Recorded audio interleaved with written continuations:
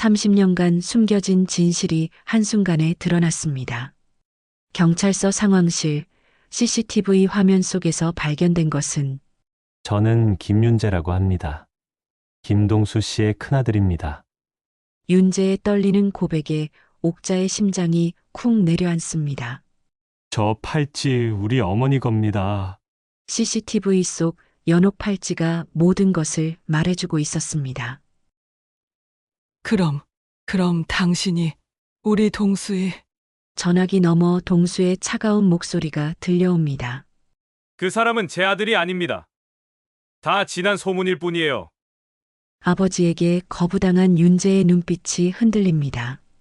과연 이 가족의 진실은 무엇일까요? 도망치라던 그날, 과연 이 가족은 다시 하나가 될 수 있을까요? 오늘도 저희 채널과 함께 해주셔서 감사합니다. 이야기가 시작되기 전 무료인 구독과 좋아요를 눌러시면 감사하겠습니다. 이야기 시작하겠습니다. 서울 변두리 재개발 구역과 전통시장이 맞닿은 골목길입니다. 아침 햇살이 낡은 주공 아파트 5동의 회색 벽면을 비추고 있습니다. 엘리베이터 없는 이 아파트에서 김옥자 할머니가 천천히 계단을 오르고 계십니다. 82살의 나이에도 허리는 곧게 펴고 품에는 손자 민재의 도시락과 수건이 담긴 보따리를 소중히 안고 있습니다. 한 계단, 두 계단. 옥자의 발걸음은 느리지만 꾸준합니다. 무릎이 아파도 숨이 차올라도 멈추지 않습니다. 4층까지 오르는 이 계단은 그녀에게 단순한 통로가 아니라 삶의 무게를 견뎌내는 시간입니다. 각 계단마다 스며든 세월의 흔적들, 아이들 키우며 수없이 오르내린 기억들이 발밑에 쌓여 있습니다. 이 나이에 다시 아이 손을 잡을 줄이야. 옥자는 속으로 생각합니다. 그래도 웃음소리 들리면 살맛이 나지. 3층을 지나며 옥자는 잠시 숨을 고릅니다. 계단 창문 너머로 보이는 시장 풍경이 눈에 들어옵니다. 벌써 문을 연 가게들, 물건을 나르는 상인들, 하루 일과를 시작하는 사람들의 모습이 평온해 보입니다. 하지만 옥자는 알고 있습니다. 평온해 보이는 일상 뒤에 숨겨진 각자의 사연들을 말입니다. 누구에게나 보이지 않는 상처와 걱정이 있다는 것을 오랜 세월 살아오며 깨달았습니다. 4층에 도착해 현관문을 열면서 옥자는 아들 동수를 떠올립니다. 55의 나이에 배달 대행 일을 하는 동수는 집에 잘 붙어 있지 않습니다.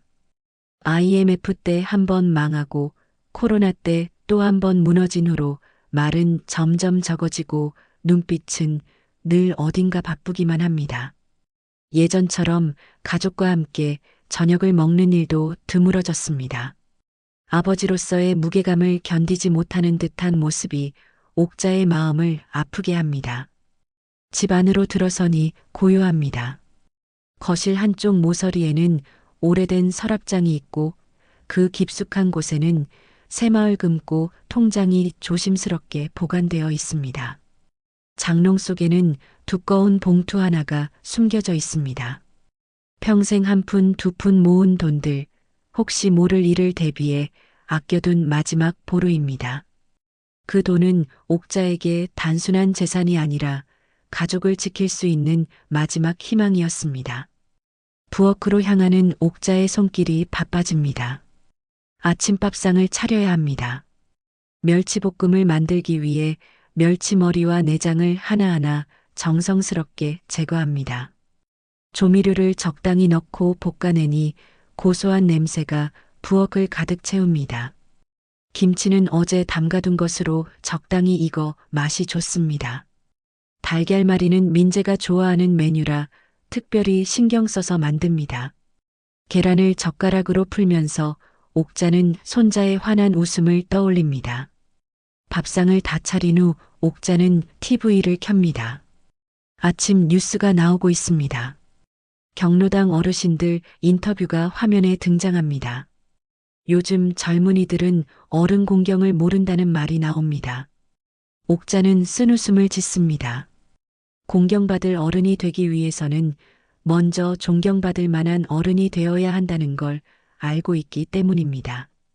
진짜 어른은 나이가 아니라 마음의 크기로 결정된다고 생각합니다. 그때 방문이 열리며 민재가 나옵니다. 9살 아이의 맑은 눈빛이 옥자의 마음을 따뜻하게 만듭니다. 민재는 신발끈을 묶으며 할머니에게 묻습니다. 할머니, 오늘도 시장 갔다가 오세요? 그래야지. 내 좋아하는 꽈배기도 사다 놓고. 옥자의 대답에는 손자에 대한 깊은 사랑이 담겨 있습니다.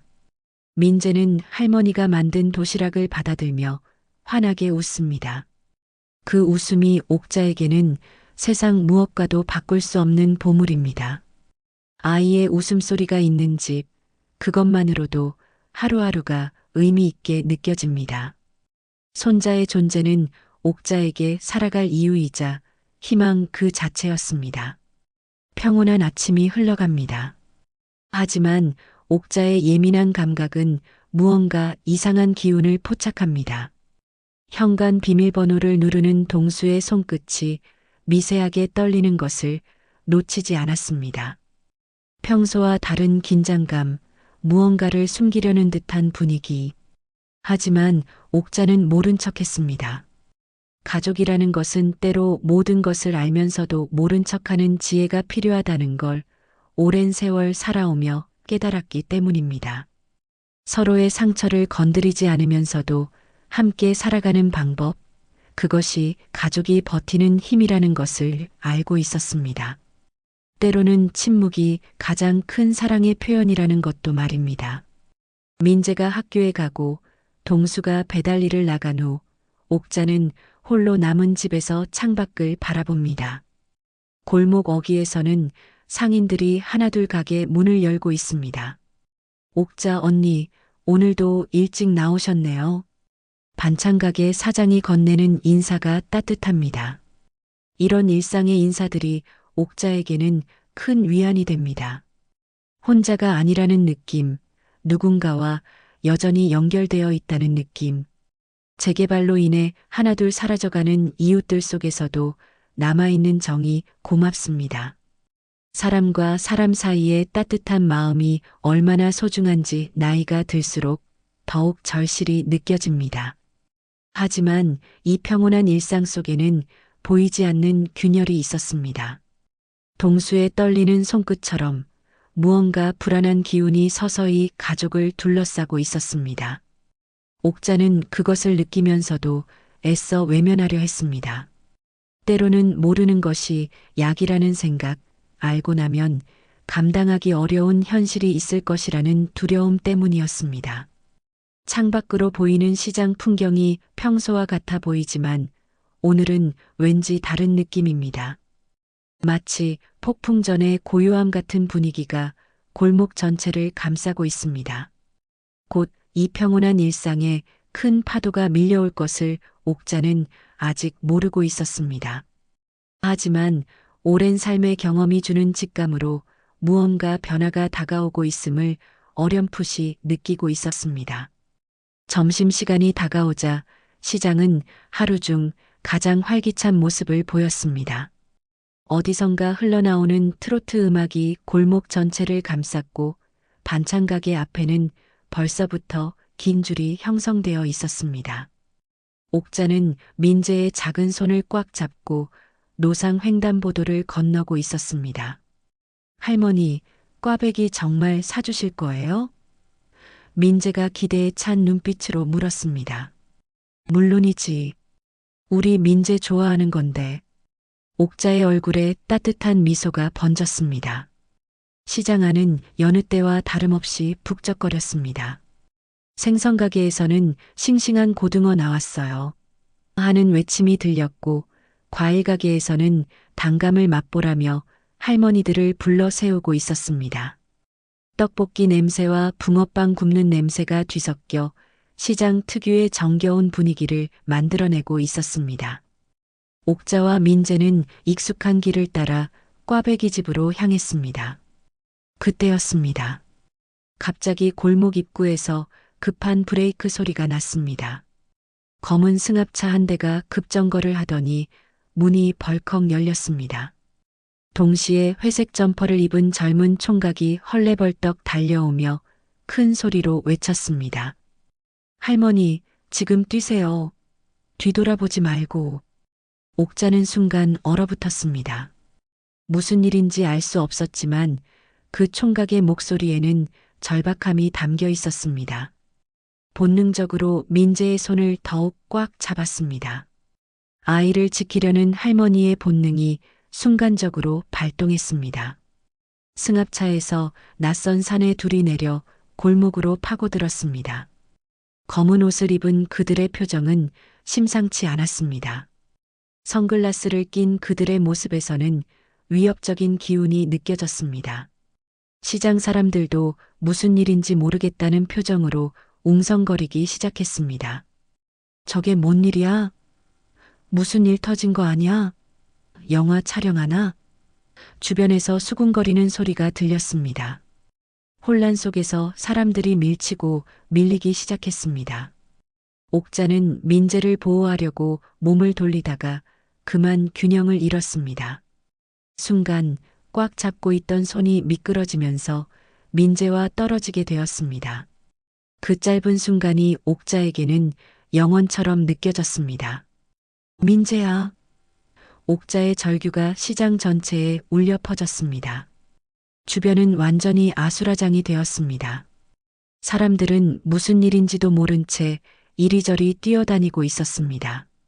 노점상들이 황급히 물건을 치우고 손님들은 안전한 곳으로 피하기 위해 서둘렀습니다. 옥자는 필사적으로 민재를 찾으려 했지만 인파에 밀려 제대로 움직일 수조차 없었습니다. 잠깐의 공백이 흘렀습니다. 사람들이 조금씩 진정되자 옥자는 바닥에 떨어진 파란 운동화 한 짝을 발견했습니다. 민재가 신고 있던 바로 그 신발이었습니다. 아침에 민재가 신발끈을 묶으며 웃던 그 모습이 떠올랐습니다. 민재야, 민재야. 옥자는 목이 터져라 소리쳤지만 대답은 없었습니다. 그때 회색 점퍼를 입은 총각이 급하게 휴대폰을 꺼내 어디론가 전화를 걸었습니다. 그의 얼굴은 창백해져 있었고 손은 미세하게 떨리고 있었습니다. 지금 데려간 건 그쪽이 아니죠? 그럼 누가?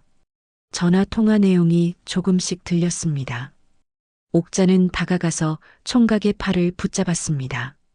도대체 무슨 일입니까? 우리 민재가 어디 갔어요? 총각은 옥자를 향해 돌아서며 결심한 듯 떨리는 목소리로 말했습니다. 할머니, 믿어주세요. 제가 반드시 찾겠습니다. 당신이 누군데 우리 민재를. 옥자의 목소리가 격해졌습니다. 지금 설명할 시간이 없어요. 일단 경찰서에 신고부터 하고. 총각이 말을 채 끝내기도 전에 옥자는 주저앉고 말았습니다. 다리에 힘이 풀려 더 이상 서 있을 수 없었습니다. 시장 상인들이 하나둘 몰려들기 시작했습니다. 옥자 언니 무슨 일이야? 민재가 없어졌다고? 이런 일이 어떻게 해? 걱정스러운 목소리들이 사방에서 들려왔습니다. 반찬가게 사장이 다가와 옥자를 부축하며 말했습니다. 일단 지구대에 신고부터 하자. 여기서 이러고 있으면 안 돼. 평소 옥자를 아끼던 상인들의 마음이 느껴졌습니다. 옥자의 머릿속은 하얗게 변했습니다. 평생 가장 소중하게 여기던 손자가 한순간에 사라져버린 현실을 받아들일 수 없었습니다. 아침에 도시락을 싸주며 꽈배기 사다 놓겠다고 약속했던 그 따뜻한 순간이 꿈만 같았습니다. 총각은 계속해서 전화를 걸며 누군가와 대화를 나누고 있었습니다. 그의 표정에서 무언가 심각한 상황임을 알 수 있었습니다.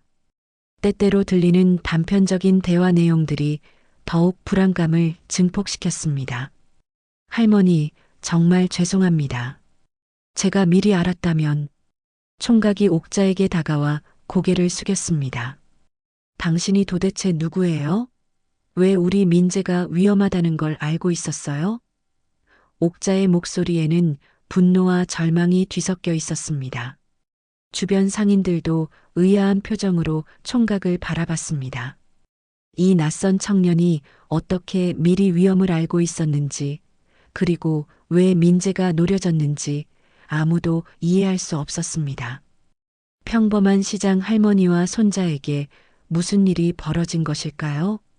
시장 한쪽에서는 여전히 검은 승합차가 서 있었습니다. 번호판이 가려져 있어 정확한 정체를 알 수 없었지만 그 차량 주변으로는 사람들이 얼씬거리지도 않았습니다. 마치 무언가 위험한 기운을 풍기고 있는 듯 했습니다. 경찰이 오고 있어요. 누군가가 외쳤습니다. 멀리서 사이렌 소리가 들려오기 시작했습니다. 하지만 옥자의 마음은 점점 더 불안해져만 갔습니다. 과연 민재를 무사히 찾을 수 있을까요? 그리고 이 모든 일의 진실은 무엇일까요? 총각은 여전히 휴대폰을 들고 긴급하게 누군가와 통화하고 있었습니다. 그의 목소리에서 흘러나오는 단편적인 말들은 더욱 큰 의혹을 불러일으켰습니다. 분명 이 사건 뒤에는 옥자가 알지 못하는 복잡한 사연이 숨어 있었습니다. 평범했던 하루가 악몽으로 변해버린 이 순간, 옥자는 어떤 선택을 해야 할까요? 지구대 상황실은 긴장감으로 가득했습니다. 여러 대의 모니터에는 시장 곳곳에 설치된 CCTV 화면들이 연속으로 재생되고 있었습니다. 옥자는 플라스틱 의자에 앉아 떨리는 손으로 물컵을 잡고 있었고 회색 점퍼를 입은 총각은 경찰관 옆에서 화면을 뚫어져라 바라보고 있었습니다. 여기 보세요. 경찰관이 마우스를 클릭하며 특정 장면을 확대했습니다. 화면 속에서 민재가 옥자의 손을 잡고 걷다가 갑자기 누군가에게 이끌려가는 모습이 잡혔습니다. 모자를 깊숙이 눌러 쓰고 마스크를 착용한 중년 여성이었습니다. 그런데 그 여성의 왼손목에 반짝이는 무언가가 눈에 띄었습니다. 저 팔찌. 경찰관이 화면을 더욱 확대했습니다. 연옥으로 만든 팔찌 같은데요. 옥자는 화면에 집중했지만 그 여성이 누구인지 알 수 없었습니다. 하지만 총각의 얼굴은 순간 하얗게 변했습니다. 그는 미세한 숨을 삼키며 낮게 중얼거렸습니다. 저 팔찌, 우리 어머니 겁니다. 뭐라고요? 옥자가 놀라서 돌아봤습니다. 총각은 한참 동안 말을 잇지 못하다가 천천히 입을 열었습니다. 할머니, 저는 김윤재라고 합니다. 김동수 씨의 큰아들입니다. 옥자의 심장이 쿵 내려앉는 느낌이었습니다. 동수에게 비밀 가족이 있다는 소문을 옛날 아주머니들 입에서 한두 번 들은 적이 있었습니다. 하지만 그저 근거 없는 소문이라고 생각하며 애써 무시해왔습니다. 설마 그 소문이 진실이었다니요. 그럼 당신이 우리 동수의. 옥자의 목소리가 떨렸습니다. 네, 맞습니다. 그리고 화면 속 여성은 제 어머니 박서영입니다. 윤재의 고백에 상황실 안이 조용해졌습니다. 경찰관이 즉시 상황을 정리했습니다. 그럼 지금 아이를 데려간 사람이 친척이라는 말씀이군요. 즉시 보호자 모두를 불러서 확인하겠습니다. 아버지분 연락처는? 옥자는 떨리는 손으로 휴대폰을 꺼냈습니다. 동수의 번호를 누르면서도 머릿속이 복잡했습니다. 어떻게 이런 일이 벌어질 수 있을까요? 민재가 없어졌다는 것보다도 동수에게 숨겨진 가족이 있었다는 사실이 더욱 충격적이었습니다. 전화벨이 몇 번 울리다가 동수의 목소리가 들렸습니다. 어머니, 무슨 일이세요? 동수야, 큰일 났다. 민재가 없어졌어. 옥자의 목소리는 간신히 나왔습니다. 전화기 너머로 동수의 급한 숨소리가 들렸습니다. 뭐라고요? 민재가? 지금 어디 계세요? 지구대에 있어. 그런데 동수야. 옥자는 윤재를 바라보며 말을 이었습니다. 여기 내 아들이라는 사람이 와 있다. 전화기 너머가 갑자기 조용해졌습니다. 잠시 후 동수의 목소리가 차갑게 변해서 들렸습니다. 어머니, 그 총각 절대 믿지 마세요. 그 집이 우리를 망치러 온 겁니다. 동수야, 무슨 소리? 옥자가 말을 끝내기도 전에 전화가 뚝 끊어졌습니다. 윤재는 옥자의 표정을 보며 이미 상황을 파악했습니다. 아버지가 부인하셨죠? 당신들 사이에 도대체 무슨 일이 있었던 겁니까? 옥자의 목소리에는 분노와 혼란이 뒤섞여 있었습니다. 윤재는 깊은 한숨을 쉬며 설명을 시작했습니다. IMF가 터졌을 때 아버지는 어머니를 떠났습니다. 호적에도 올리지 못한 상태에서 말이에요. 저는 외할머니 손에서 자랐고 20대 내내 아버지를 찾다가 겨우 시장에서 봤습니다. 경찰관이 끼어들었습니다. 그럼 오늘 왜 시장에 나타난 겁니까? 그리고 왜 위험하다는 걸 미리 알고 계셨습니까? 오늘 아침 승합차 번호를 봤는데 사채업체에서 쓰는 차량이었습니다. 아버지 주변에 무슨 일이 생긴 것 같아서 급하게 달려온 겁니다. 윤재의 설명에 상황실 분위기가 더욱 무거워졌습니다. 옥자는 모든 퍼즐이 맞춰지는 느낌이었습니다. 동수의 떨리는 손, 최근 들어 더욱 말수가 적어진 모습, 그리고 집에 늦게 들어오는 일들, 모든 것이 연결되고 있었습니다. 사채? 옥자가 중얼거렸습니다. 또 그놈의 빚이구나. 시장 상인회에서 흘러나온 소문들이 떠올랐습니다. 동수가 최근 장부를 이중으로 돌리고 있다는 이야기, 장롱 통장으로 빼둔 돈을 사채에 물타기했다는 소문들. 옥자는 그런 이야기들을 듣고도 아들을 믿고 싶어서 애써 무시해왔습니다. 경찰관이 윤재에게 물었습니다. 그럼 어머니가 아이를 데려간 이유는 뭘까요? 아마도 윤재가 머뭇거리며 말했습니다. 아이를 보호하려고 한 것 같습니다. 사채업자들이 가족을 위협할 때는 보통 아이들부터 노리거든요. 그때 옥자의 휴대폰에 문자 메시지가 왔습니다. 동수에게서 온 메시지였습니다. 엄마, 건들지 마. 그쪽은 돈 때문에 시작한 거야. 옥자는 메시지를 읽고 나서 무릎에서 힘이 빠지는 걸 느꼈습니다. 아들이 어떤 일에 휘말려 있는지 이제야 조금씩 윤곽이 드러나고 있었습니다. 윤재가 옥자를 부축하며 말했습니다. 할머니, 저희 어머니는 나쁜 사람이 아닙니다. 다만 방법이 틀렸을 뿐이에요. 민재를 해치려는 게 아니라 보호하려고 한 거예요. 그래도 아이를 데려가면 어떻게 해요? 옥자의 목소리가 커졌습니다. 경찰관이 상황을 정리했습니다. 일단 수사를 진행하겠습니다. CCTV를 더 분석해서 이동 경로를 파악하고 관련자들을 모두 조사하겠습니다. 하지만 옥자의 마음은 점점 더 불안해져만 갔습니다. 화면 속 그 연옥 팔찌가 오래된 죄책감처럼 계속 눈앞에 어른거렸습니다. 동수가 숨겨온 과거가 결국 민재에게까지 영향을 미치게 된 것일까요? 윤재는 경찰관에게 말했습니다. 저희 어머니를 찾아서 민재를 데려오겠습니다. 제가 설득할게요. 혼자서는 위험합니다. 경찰과 함께 움직이셔야 해요. 경찰관의 만류에도 윤재의 결심은 흔들리지 않았습니다. 옥자는 윤재를 바라보며 생각했습니다. 이 청년이 정말 동수의 아들일까요? 그리고 민재는 지금 어디서 무엇을 하고 있을까요? 하루아침에 뒤바뀐 현실 속에서 옥자는 어떤 선택을 해야 할지 막막했습니다.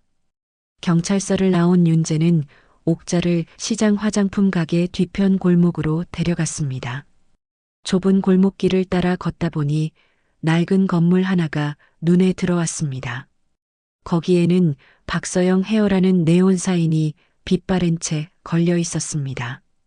가게 문은 굳게 닫혀 있었고 셔터에는 테이프로 붙인 쪽지 하나가 바람에 흔들리고 있었습니다. 옥자는 안경을 쓰고 그 쪽지를 자세히 읽어보았습니다. 민재는 안전합니다. 빚 때문에 아이까지 위협받으면 안 돼요. 동수 씨 오늘 밤 혼자 오라고 전하세요. 서명은 없었습니다.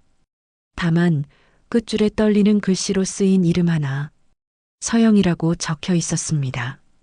어머니가 쓴 글씨입니다. 윤재가 쪽지를 바라보며 조용히 말했습니다. 옥자는 그 글씨를 보며 복잡한 감정에 휩싸였습니다. 분노와 걱정, 그리고 이해할 수 없는 상황에 대한 혼란이 뒤섞여 있었습니다.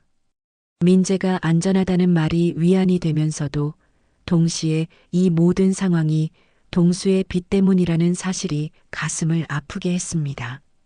윤재야. 옥자가 천천히 입을 열었습니다. 내가 정말 우리 동수의 아들이라면 왜 이제야 나타난 거니? 윤재는 가게 앞 계단에 앉으며 긴 한숨을 내쉬었습니다. 할머니, 제가 어렸을 때부터 이야기해도 될까요? 옥자도 옆에 앉으며 고개를 끄덕였습니다. 이제는 모든 진실을 알아야 할 때라고 생각했습니다. IMF가 터졌던 해, 저는 겨우 6살이었습니다. 아버지는 사업이 망하면서 어머니와 저를 떠났어요. 호적에도 올리지 못한 상태였기 때문에 법적으로는 아무런 관계가 없었죠. 윤재의 목소리에는 오랜 상처가 묻어 있었습니다. 그 후로 저는 외할머니 손에서 자랐습니다. 어머니는 미용실을 하며 저를 키우셨고 아버지에 대한 이야기는 거의 하지 않으셨어요. 다만 가끔 멍하니 창밖을 바라보시는 어머니를 보면서 뭔가 그리워하고 계신다는 걸 느꼈습니다. 옥자는 윤재의 이야기를 들으며 가슴이 아팠습니다. 동수가 그런 아픈 과거를 숨기고 살아왔다니요. 그리고 그 과정에서 아이와 여자를 버렸다니요. 20대가 되어서야 저는 아버지를 찾기 시작했습니다. 여러 해 동안 이곳저곳을 다니며 찾아다녔죠. 그러다가 몇 달 전 드디어 이 시장에서 아버지를 봤습니다. 윤재가 계속 말했습니다. 그때 바로 나타나지 않은 이유가 뭐니? 옥자가 궁금해했습니다. 처음엔 그냥 멀리서 지켜보기만 했습니다. 아버지가 새로운 가정을 이루고 살고 계시는 걸 보니까 괜히 나타나서 피해를 주면 안 될 것 같았어요. 특히 민재라는 아이가 있다는 걸 알고는 더욱 조심스러웠습니다. 옥자는 윤재의 말을 들으며 이 청년의 마음을 조금씩 이해하게 되었습니다. 아버지를 그리워하면서도 새 가족에게 피해를 주지 않으려고 멀리서만 지켜본 그 마음이 안쓰러웠습니다. 그런데 최근 들어 아버지 주변에 이상한 사람들이 나타나기 시작했습니다. 사채업자로 보이는 사람들이 시장에 자주 와서 아버지를 찾아다녔어요. 그래서 걱정이 되어서 어머니께 말씀드렸더니 그래서 오늘 나타난 거구나. 옥자가 윤재의 말을 정리했습니다. 네, 맞습니다.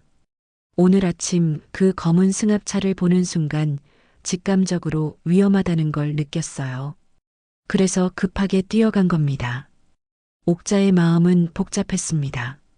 한편으로는 윤재가 민재를 지키려고 했다는 사실에 고마움을 느꼈지만 다른 한편으로는 동수가 이런 일을 숨기고 살아왔다는 사실에 실망감을 감출 수 없었습니다. 빚이 얼마나 되는지 아니? 옥자가 조심스럽게 물었습니다. 정확한 액수는 모르겠지만 어머니 말씀으로는 상당한 금액인 것 같습니다. 그리고 이미 원금의 몇 배로 불어났을 가능성이 높아요. 옥자는 장롱 속에 감춰둔 봉투를 떠올렸습니다. 평생 모은 그 돈으로 과연 이 문제를 해결할 수 있을까요? 아니면 오히려 더 큰 구렁텅이에 빠지게 될까요? 그때 옥자의 휴대폰이 울렸습니다. 시장 상인의 김 반장에게서 온 전화였습니다. 옥자 언니, 큰 소리로 말하면 다치니까 조용히 들어요. 동수 씨네 며느리 미정 씨 아시죠? 요 며칠 사채업자랑 전화 많이 했더라고요. 옥자는 깜짝 놀랐습니다. 미정이가요? 네, 제가 카카오톡 캡처는 못 주지만 날짜랑 통화 기록은 적어드릴게요. 조심하세요. 전화가 끊어진 후 옥자는 윤재를 바라봤습니다. 동수의 현재 아내인 미정이 사채업자와 연락을 주고받았다는 사실이 충격적이었습니다. 할머니, 무슨 전화였어요? 윤재가 걱정스럽게 물었습니다. 미정이가 사채업자랑 통화를 했다더구나. 옥자의 목소리가 떨렸습니다. 윤재의 표정이 심각해졌습니다. 그럼 이 일이 단순히 빚 때문만은 아닐 수도 있겠네요. 그때 갑자기 골목 끝에서 발소리가 들렸습니다. 경찰관이 달려오고 있었습니다. 민재가 병원에 왔다는 신고가 들어왔습니다.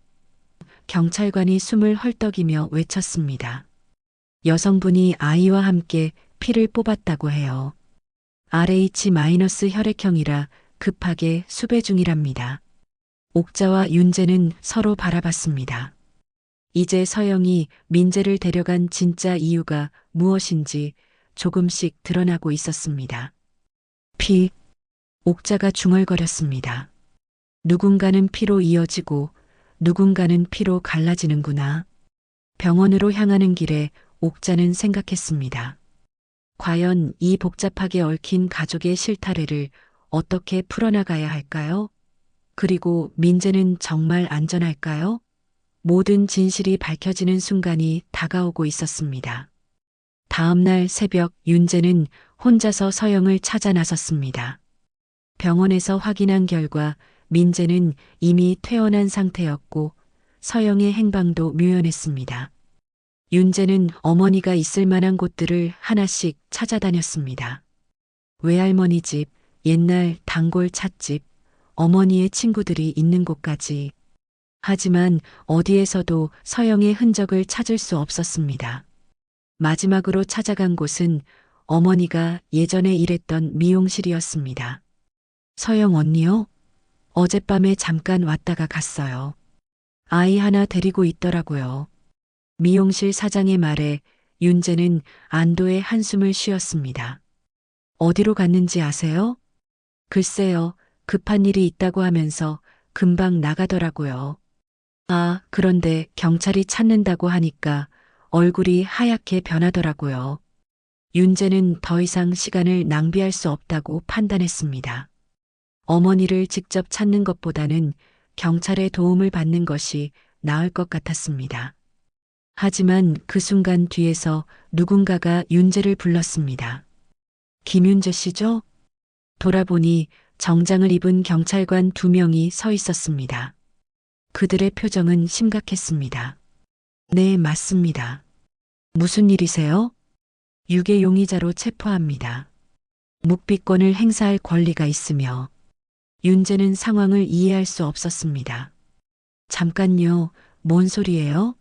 저는 민재를 찾으려고 어제 시장에서의 행동과 증언들을 종합해 본 결과 계획적인 유괴 사건으로 판단됩니다. 동조하세요. 수갑이 채워지는 순간 윤재는 절망감에 빠졌습니다. 자신이 민재를 구하려고 했던 행동들이 오히려 의심을 받게 된 것입니다. 경찰차에 태워지면서 윤재는 옥자 할머니를 떠올렸습니다. 분명 지금쯤 더욱 큰 충격을 받고 있을 것입니다. 경찰서 조사실에서 윤재는 반복적인 질문을 받았습니다. 동수와의 관계, 서영의 행방, 그리고 어제의 행동들에 대한 해명을 요구받았습니다. 하지만 아무리 설명해도 경찰들은 쉽게 믿어주지 않았습니다. 한편 같은 시각, 동수는 경찰서 다른 조사실에서 진술을 하고 있었습니다. 그의 얼굴은 어제보다 더욱 야위어 보였고 눈빛은 피곤함으로 가득했습니다. 김동수 씨, 김윤재와의 관계를 다시 한번 확인하겠습니다. 동수는 차갑게 대답했습니다. 그 사람은 제 아들이 아닙니다. 다 지난 소문일 뿐이에요. 조사관은 서류를 넘기며 계속 질문했습니다. 하지만 과거 기록을 보면 박서영 씨와 동거 사실이 있었던 것으로 나와 있습니다. 그건 오래된 일이고 법적으로는 아무런 관계가 없습니다. 동수의 목소리가 점점 작아졌습니다. 옆방에서 이 대화를 들은 윤재의 마음은 찢어지는 것 같았습니다. 아버지가 자신의 존재를 완전히 부인하는 것을 듣는 것은 상상했던 것보다 훨씬 아팠습니다. 그때 조사실 문이 열리며 옥자가 들어왔습니다. 그녀의 얼굴에는 밤새 걱정한 흔적이 역력했습니다. 윤재야. 옥자가 수갑찬 윤재를 보며 가슴 아파했습니다. 할머니, 죄송합니다. 제가 도움이 되려고 했는데 오히려. 윤재의 목소리가 떨렸습니다. 옥자는 경찰관에게 다가가서 벌컥 말했습니다. 수갑 풀어주세요. 이 아이는 우리 민재를 지키려고 뛴 것뿐입니다. 할머니, 하지만 증거상으로는. 증거요? 이 아이 눈을 보세요. 거짓말하는 눈이 아니에요. 옥자의 목소리에는 확신이 담겨 있었습니다. 그때 시장 상인의 김 반장이 급하게 들어왔습니다. 손에는 서류 뭉치를 들고 있었습니다. 옥자 언니 미정 씨 통화 기록 가져왔어요. 그리고 김 반장이 한 장의 종이를 꺼냈습니다. 어젯밤 미정 씨가 누군가와 만났다는 목격담도 있어요. 경찰관이 그 서류들을 살펴보더니 표정이 변했습니다. 이게 사실이라면. 바로 그때 다른 경찰관이 급하게 들어왔습니다. 팀장님, 중요한 제보가 들어왔습니다. 김동수 씨의 아내 미정 씨가 사채업자와 공모해서 아이를 이용하려 했다는 증언이 나왔습니다. 조사실 안의 분위기가 급변했습니다. 지금까지의 수사 방향이 완전히 틀렸다는 것이 드러나기 시작한 것입니다. 동수가 있는 조사실에서도 비슷한 일이 벌어지고 있었습니다. 조사관이 미정의 통화 기록을 보여주자 동수의 얼굴이 하얗게 변했습니다. 이게 무슨 말입니까? 아내분이 사채업자와 계획을 세웠다는 증거입니다.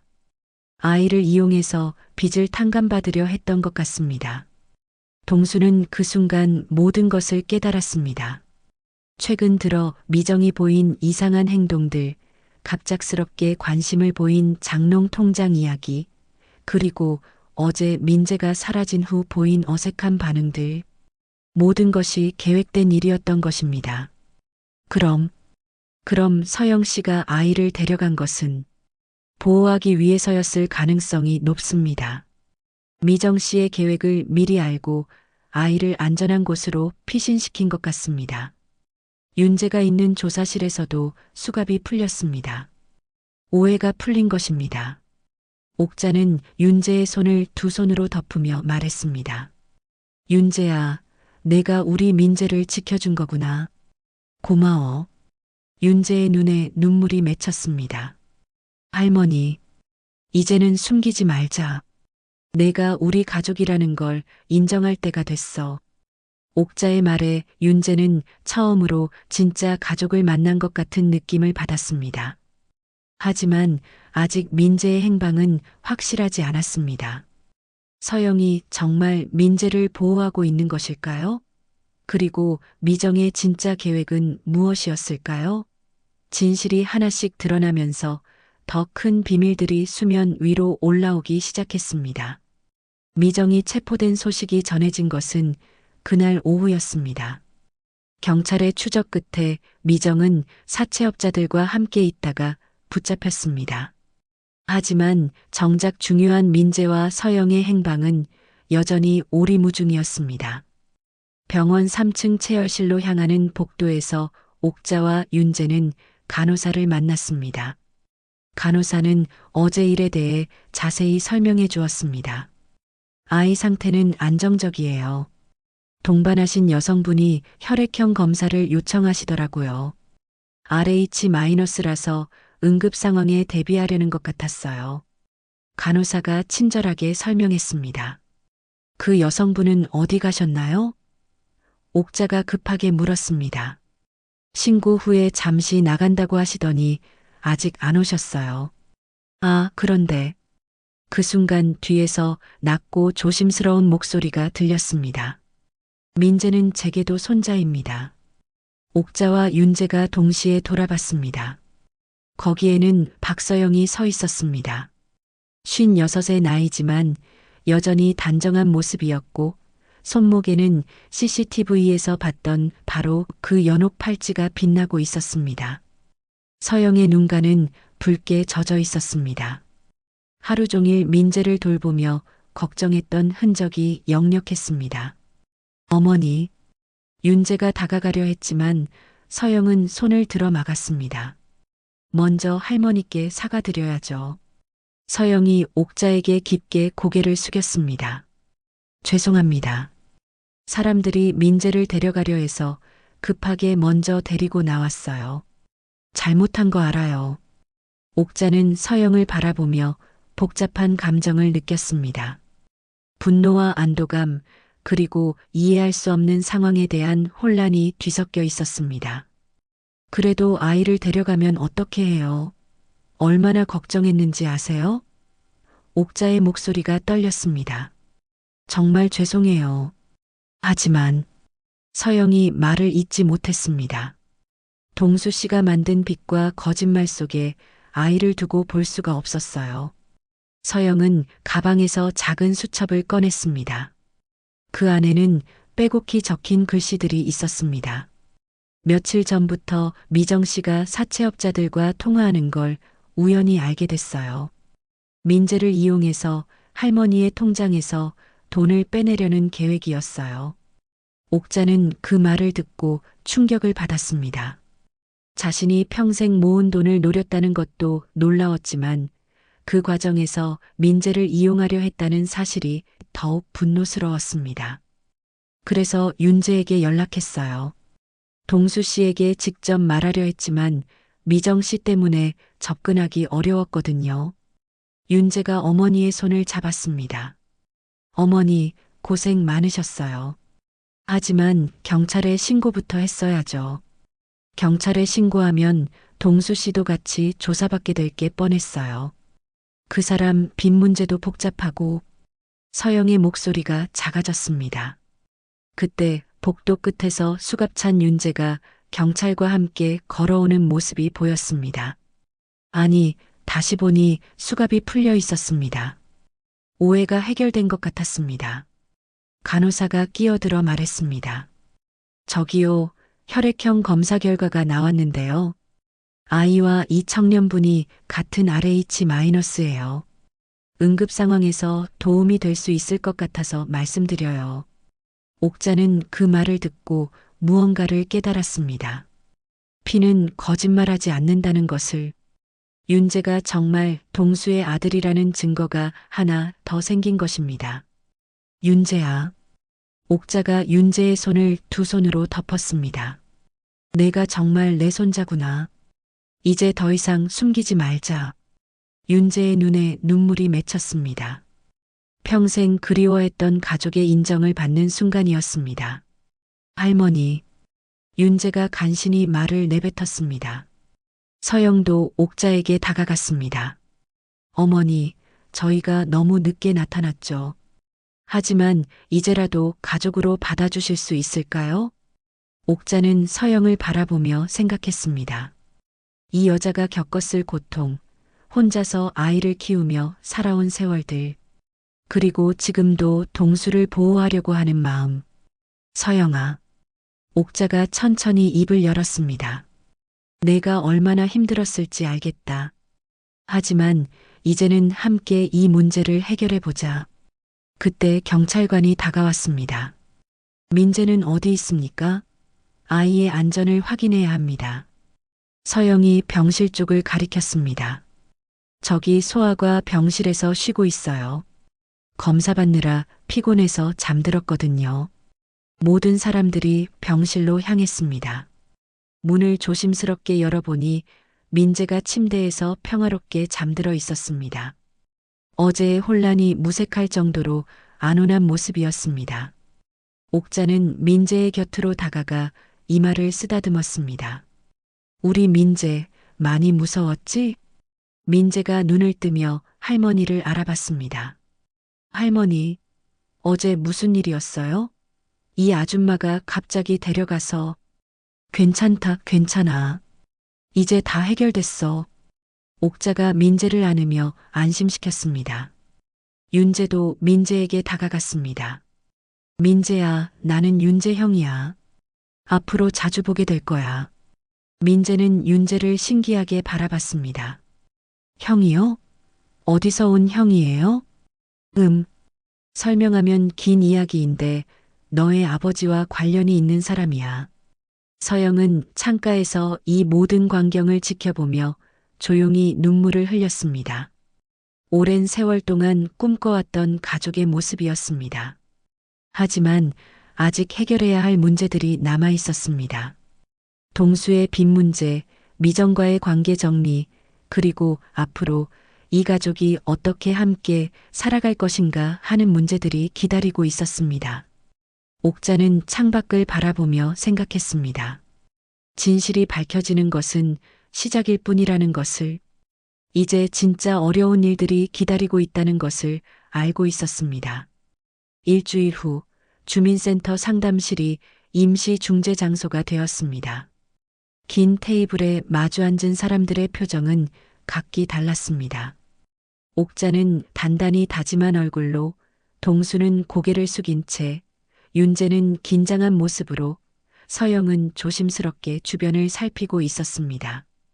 테이블 한쪽에는 사채업자의 대리인이 서류를 정리하고 있었고, 경찰과 사회복지사가 배석하고 있었습니다. 사회복지사가 회의를 시작했습니다. 오늘 이 자리는 민재의 안정이 최우선입니다. 그 다음 순서로 가족관계 인정과 채무 문제를 논의하겠습니다. 동수는 여전히 고개를 들지 않았습니다. 미정의 배신과 자신의 빚이 가족에게 미친 영향을 깨달은 후로 말수가 더욱 적어졌습니다. 저 사람들이 나타난 건 결국 돈 때문 아닙니까? 동수가 겨우 입을 열었습니다. 그때 서영이 가방에서 작은 녹음기를 꺼냈습니다. 오래된 카세트 테이프 녹음기였지만 여전히 작동했습니다. 이걸 들어보세요. 서영이 재생 버튼을 눌렀습니다. 지지직거리는 소음과 함께 미정의 목소리가 흘러나왔습니다. 동수 씨, 이번 것만 넘기면 돼요. 시어머니 통장 있잖아요. 그 돈 빼서 일단 맞고. 이어서 동수의 낮은 대답이 들렸습니다. 그 통장은 어머니 장례비로 남겨둔 건데 당신은 늘 그렇게 비겁해요. 그럼 애라도. 애가 있으면 할머니가 움직이잖아요. 애 하나 잃어버렸다고 하면 경찰도 나서고 그러면 자연스럽게. 녹음이 끝나자 방 안의 공기가 얼어붙었습니다. 동수의 얼굴은 창백해졌고 사채 대리인조차 뒤로 물러섰습니다. 사회복지사가 충격받은 표정으로 말했습니다. 이건 계획적인 범죄 행위네요. 시장 김 반장이 조심스럽게 통화 내역 프린트를 테이블에 올려놓았습니다. 날짜, 시간, 반복되는 전화번호들이 빼곡히 적혀 있었습니다. 미정 씨가 사채업자들과 한 달 넘게 계획을 세웠던 걸로 보입니다. 김 반장이 설명했습니다. 사채 대리인이 서류를 정리하며 말했습니다. 저희도 이런 식의 불법은 원하지 않습니다. 단순히 빚만 받으면 되는 문제였는데 동수의 어깨가 푹 꺼졌습니다. 자신이 만든 빚 때문에 아내가 그런 끔찍한 계획을 세웠다는 사실이 견디기 어려웠습니다. 윤재가 조용히 서류 한 장을 테이블 중앙에 밀어놓았습니다. 친자 확인 합의서 초안이었습니다. 아버지, 이제 더 이상 저를 부인하지 마세요. 혈액형 검사 결과도 나왔고 어머니도 여기 계십니다. 서영이 옥자를 바라보며 간청하듯 말했습니다. 어머니, 이제는 숨기지 말아주세요. 아이들을 위해서라도. 한참의 침묵이 흘렀습니다.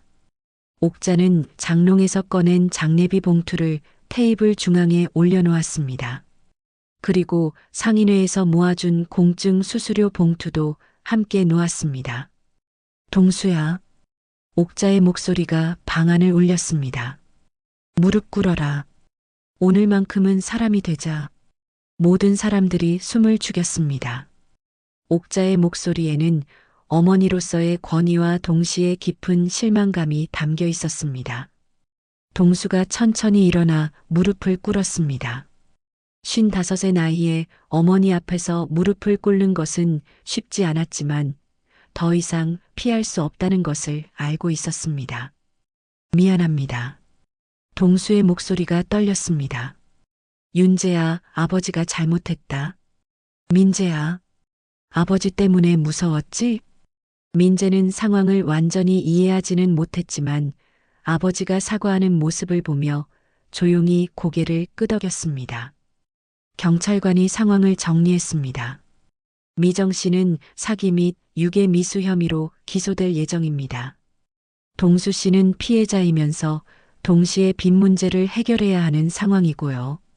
사채 대리인이 계산기를 두드리며 말했습니다. 원금과 이자를 합쳐서 3천만 원입니다. 할머니가 내놓으신 돈으로 일부는 정리가 가능하지만 옥자가 봉투를 열어보니 2천만 원 정도였습니다. 평생 모은 돈이었지만 부족했습니다. 윤재가 자신의 통장을 꺼냈습니다. 제가 가진 돈도 보태겠습니다. 가족이니까요. 서영도 손가방에서 봉투를 꺼냈습니다. 저도 미용실 정리하면서 모은 돈이 있어요. 사회복지사가 감동받은 표정으로 말했습니다. 가족이 함께 힘을 모으는 모습이네요. 나머지 부족한 부분은 분할 상환으로 조정해 보겠습니다. 사채 대리인도 상황을 봐서는 더 이상 강하게 나갈 수 없다고 판단했습니다. 할부로라도 받을 수 있다면 합의하겠습니다. 동수가 친자인지 서류에 도장을 찍었습니다. 오랫동안 부인해왔던 윤재를 법적으로 인정하는 순간이었습니다. 옥자는 윤재와 서영을 바라보며 말했습니다.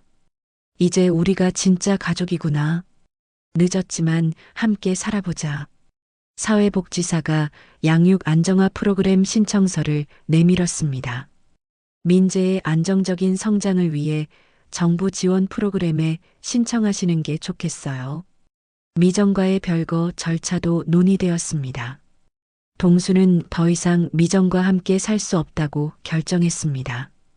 배신감과 아이를 위험에 빠뜨린 것에 대한 분노를 감출 수 없었습니다.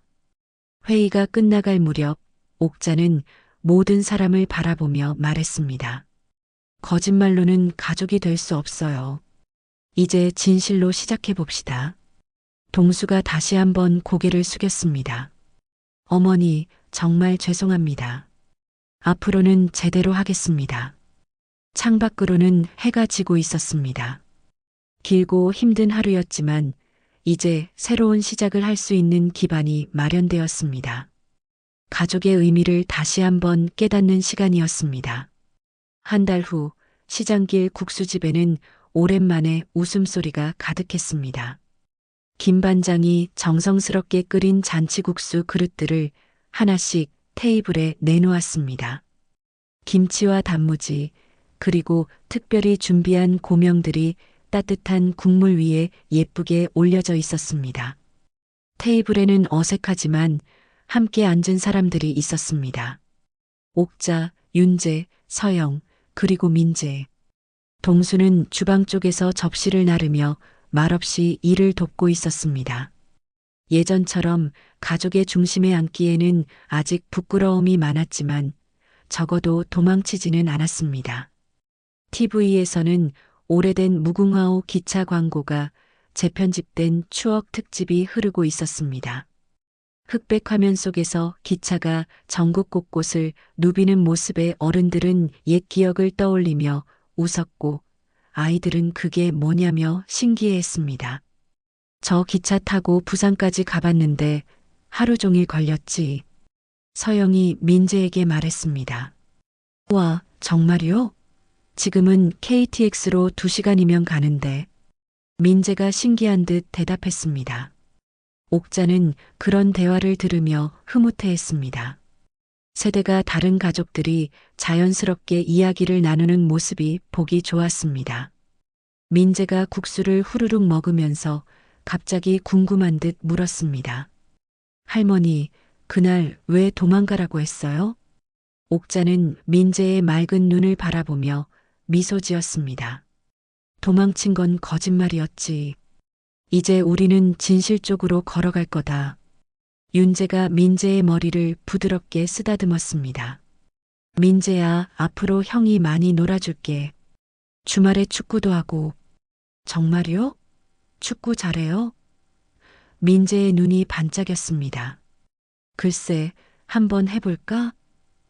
윤재가 웃으며 대답했습니다.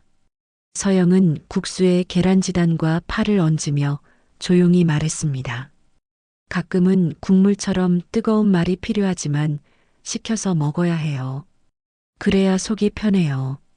그 말에 옥자가 고개를 끄덕였습니다. 맞아. 너무 성급하게 해결하려다 보면 오히려 다치는 법이지. 동수가 물컵을 들고 테이블로 다가왔습니다. 아직은 어색했지만 가족과 함께 앉으려고 노력하고 있었습니다. 동수야, 앉아라.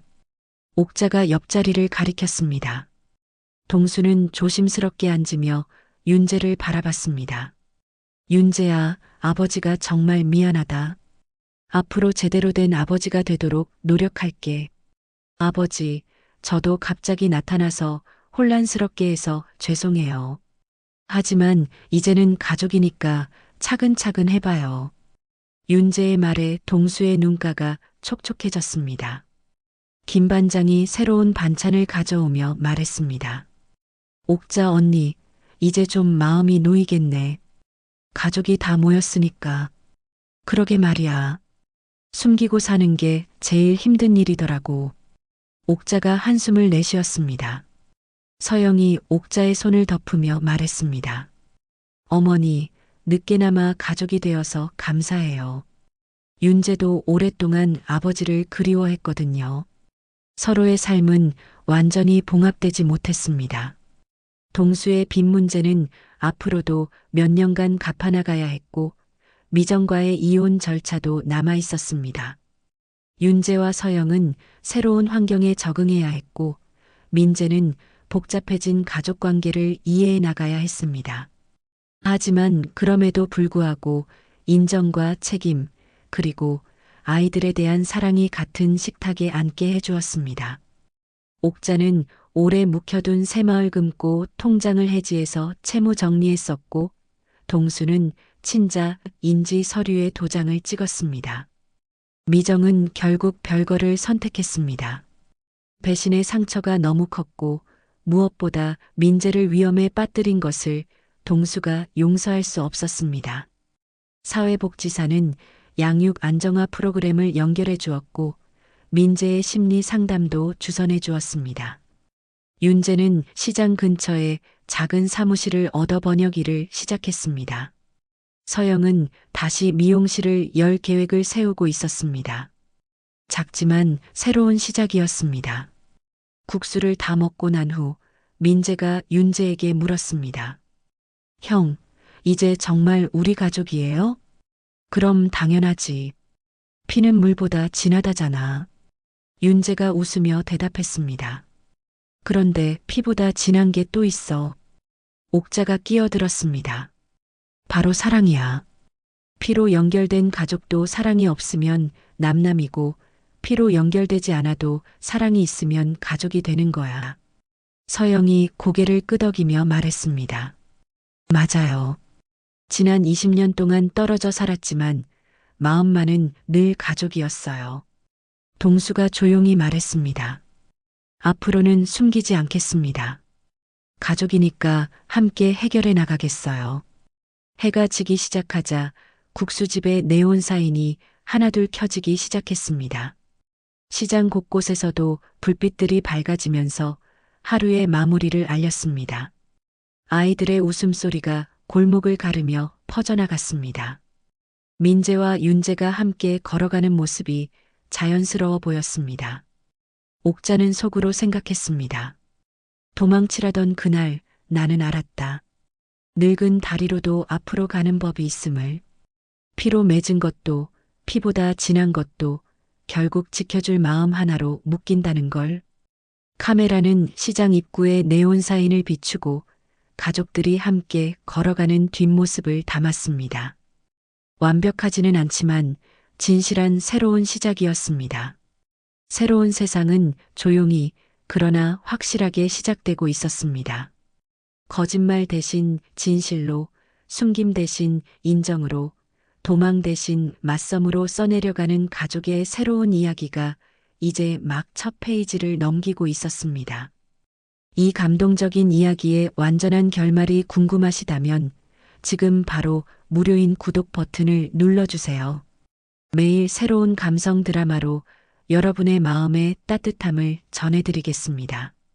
그리고 무료인 좋아요와 여러분의 생각을 댓글로 적어주세요.